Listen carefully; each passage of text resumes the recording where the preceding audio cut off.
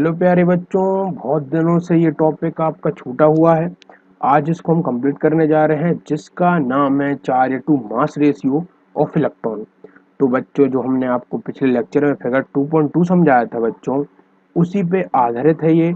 और जिस पे आप समझोगे कि एक इलेक्ट्रॉन का जो हम चार्ज का एक और मास का जो उसका रेशियो होता है वो किस तरीके से निकालते हैं, और फिगर 2.2 हमारी इसमें कैसे मदद करता है।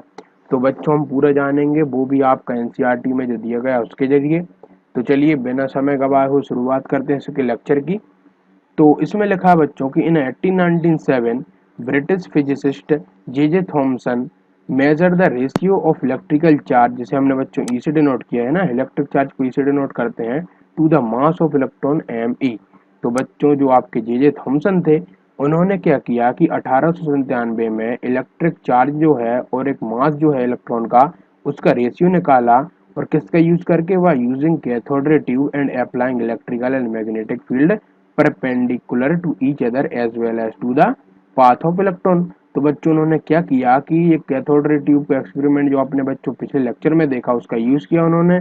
और इसका यूज करके उन्होंने क्या किया कि जो इलेक्ट्रिकल और मैग्नेटिक फील्ड को परपेंडिकुलर रख दिया इलेक्ट्रॉन की जो पाथ थी उसके, है ना। और उन्होंने क्या किया कि उन दोनों को जब रखा, तो उन्होंने ऐसा पाया कि जब वो इधर के उधर उसको करते थे, मान लीजिए कि मैं आपसे बोलूं कि 1:2 मैंने बोला, तो इसका ये मतलब है बच्चों कि मैंने उसको 1 इंच इधर किया, मतलब उसको थोड़ा आगे पीछे किया। फिर आपको मैंने जो आपका मैग्नेटिक फील्ड है उसको 1-2 सेंटीमीटर इधर उधर किया। तो ऐसे उन्होंने कर करके, तो बच्चों क्या था कि जो फिगर 2.2 था, जरा उसको पहले देखिए, फिर आपको सब समझ आएगा। तो यहाँ पे ये जो आपकी कैथोड रे ट्यूब इस तरह से जा रही है, तो क्या हुआ कि जब हमने इसको इलेक्ट्रिकल फील्ड रखी और नीचे ही इसके परपेंडिकुलर में हमने मैग्नेटिक फील्ड रख दी, तो हुआ क्या बच्चों, जब इन दोनों को हमने कुछ इस तरीके से रखा कि इनका रेशियो क्या हो जाए, 1:1 हो जाए ना। और जब इनका रेशियो 1:1 हुआ, मतलब कि इसको बिल्कुल इस तरीके से रख दिया कि ये भी उसी जगह पे हो जाए, ये भी उसी जगह पे हो जाए, तब ये जो रेस थी बिल्कुल आपकी स्ट्रेट गई और आपका बी पे इसने इंटरसेक्ट किया। लेकिन यदि हम थोड़ा इसको बिगाड़ दें, या फिर मान लीजिए इसको थोड़ा इधर कर दें, या फिर इसको थोड़ा पीछे आगे कर दें, तो क्या होगा, ये डाइवर्स हो जाएगी और ये कहीं आपकी ए पे हिट करेगी, और कहीं यदि आपकी मैग्नेटिक फील्ड ज्यादा हो जाएगी सी पे हिट करेगी। तो इन्हीं सभी गोलमाल चक्करों को फंस के जे थॉमसन ने क्या किया कि एक तरकीब लगाई कि क्यों ना मैं इसको उस तरीके से जमाऊं कि जो मेरी रे है वो बिल्कुल सीधी हिट करे किस पे, बी पे। तो उन्होंने ये सब करने के बाद ये पाया और इसका एक रेशियो निकाला, और उस रेशियो में बच्चों जब इसको रखा गया, तो ये जो हिट करी आपकी बी पे। तो यही बच्चों रेशियो हमको देखना है। और वो रेशियो क्या निकला बच्चों, जरा उसको रेशियो को देख लीजिए। तो वो रेशियो आपका निकला 1.7। इतना आपको देखना, ए रेशियो उन्होंने निकाला बच्चों। जब ये रेशियो निकाला, तो इस रेशियो पे जाके आपकी वो हिट करी। तो ये सब कुछ बातें आपको पढ़नी है इसमें। तो चलिए इस लेक्चर की शुरुआत करता हूं मैं। तो यहाँ पे क्या लिखा है कि when only electric field is applied the electron deviate from there path and hit the cathode ray tube at a point A. जब बच्चों उन्होंने सिर्फ इलेक्ट्रिकल फील्ड को अप्लाइड किया, जो इलेक्ट्रॉन ने डेविएट हो गया। डेविएट का मतलब होता है बच्चों की थोड़ा सा तिरछा हो जाना ना। तो अपनी पाथ से और हिट कर दिया उसने कैथोड रे ट्यूब को एट अ पॉइंट ए पे, जैसा आपको बच्चों मैंने बताया था। और इसी तरीके से जब आपका मैग्नेटिक फील्ड को अप्लाइड किया जाता है, तो इलेक्ट्रॉन स्ट्राइक करता है कैथोड रे ट्यूब पे, और जो आपका पॉइंट सी आपको बता रहा है। और वाई केयरफुली बैलेंसिंग, तो बच्चों क्या किया, जब हमने बिल्कुल ध्यान से उसको बैलेंस किया, एक केयरफुली उसको जब बैलेंस किया हमने कि भाई कैसे कैसे हमको जमा, जब उसको बैलेंस करने के बाद electrical and magnetic field strength, it is possible to bring back the electron to path which is followed in the absence of electrical और मैग्नेटिक फील्ड। तो बच्चों क्या हुआ कि यदि मान लीजिए आप दोनों पाथ को ना लें, मतलब मेरा ये कहने का है कि यदि आप इलेक्ट्रिकल और मैग्नेटिक फील्ड को ना लें, तो क्या होगा, रेस बिल्कुल सीधी जाएगी। लेकिन यदि आपने इलेक्ट्रॉन और मैग्नेटिक फील्ड को ले लिया है, तो आप उस तरीके से लो, मतलब उसको बैलेंस करके लो कि जो आपकी रेस जा रही है वो बिल्कुल भी डेविएटेड ना हो। तो इस तरीके से उन्होंने बिल्कुल इसको केयरफुली बैलेंस किया, और उसके बाद जो रेस थी बिल्कुल आपकी सीधी जाने लगी, और उसने हिट कहाँ कर दिया, पॉइंट बी पे, है ना। ये इतना समझे बच्चों आप। उसके बाद थॉमसन ने आर्ग्यूड किया क्या, कि जो अमाउंट ऑफ डेविएशन है of a particle from there path in the presence of electrical और मैग्नेटिक फील्ड डिपेंड करती है अपॉन। तो बच्चों उन्होंने कुछ कंडीशन बताई, जो 3 कंडीशन है। उन्होंने बताया कि किन किन कंडीशन पे या किन किन डिपेंडेंस पे आपकी डिपेंड करती है एक जो पाथ है पार्टिकल की, है ना। तो जरा देखिए उनको क्या किया थी। सबसे पहले लिखा है कि जो magnitude of a negative charge on the particle greater the magnitude of the charge. तो बच्चों मैग्नीट्यूड क्या होता है पहले आप जरा वो समझिए।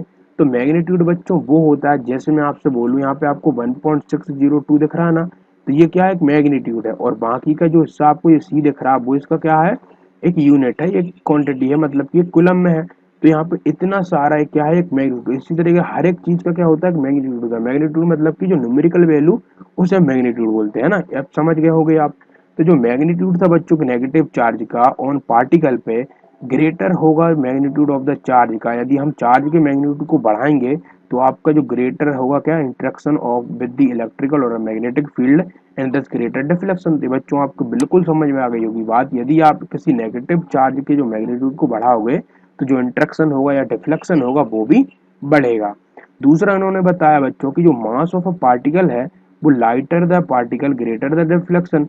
यदि जो पार्टिकल है बच्चों, मान लीजिए यहाँ पे आपको ये रेज दिख रही हैं, यदि इनके बीच का जो पार्टिकल है वो यदि क्या होगा, बिल्कुल लाइटर होगा, तो आसानी से क्या होगा, डिफ्लेक्ट हो जाएगा, है ना। तो उन्होंने ये भी बताया।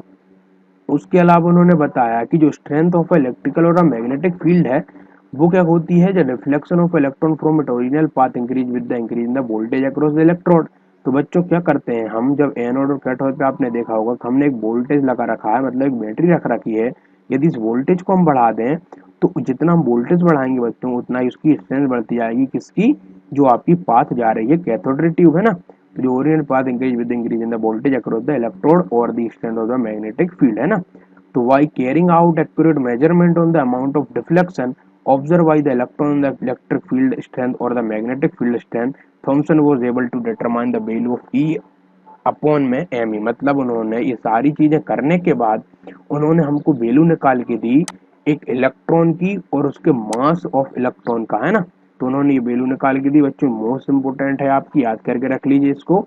और जहां पे हमने बोला जो एम ई आपका क्या है, मास ऑफ इलेक्ट्रॉन है, जिसको हमने केजी में बोला, and E is the magnitude of a charge on the electron, जिसे हमने कूलम्ब सी से बोला। और since electron are negatively charge, the charge on the electron is negative E, है ना। तो जैसा आप जानते हो बच्चों कि इलेक्ट्रॉन आपका क्या होता है, एक नेगेटिव चार्ज होता है, इसलिए हमने उसको नेगेटिव ई करके बताया। अब हम बात कर लेते हैं बच्चों एक चार्ज ऑन इलेक्ट्रॉन की, है ना। मतलब ये है कि चार्ज जो रहता है इलेक्ट्रॉन पे वो किस तरीके से रहता है या कितना रहता है। तो उसके लिए क्या करेंगे हम, तो एक आर ए मिल्कीकैन थे साइंटिस्ट थे बच्चों, है ना। कौन थे, आर ए मिल्कीकैन। तो बच्चों ये जो मैं आपको बता रहा हूँ ये एक्सपेरिमेंट इन्होंने किया, ऑल ड्रॉप एक्सपेरिमेंट। इसको मैं नेक्स्ट पार्ट में बताऊंगा बच्चों विद एनिमेशन के साथ, क्योंकि मैं यदि आपको इस तरह से पढ़ा दूंगा तो आपको बिल्कुल ही समझ नहीं आएगा क्या क्या मैं बोल रहा हूँ। इसलिए बिल्कुल आपको अच्छे से मैं बताऊंगा किसी नेक्स्ट पार्ट में, अच्छे से, मतलब एक पीपीटी में, है ना।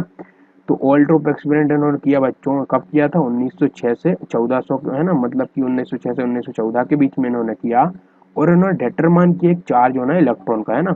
और इन्होंने बच्चों ये प्राप्त किया कि जो चार्ज होना इलेक्ट्रॉन है वो क्या है, नेगेटिव आपका 1.6 × 10⁻19 कूलम है।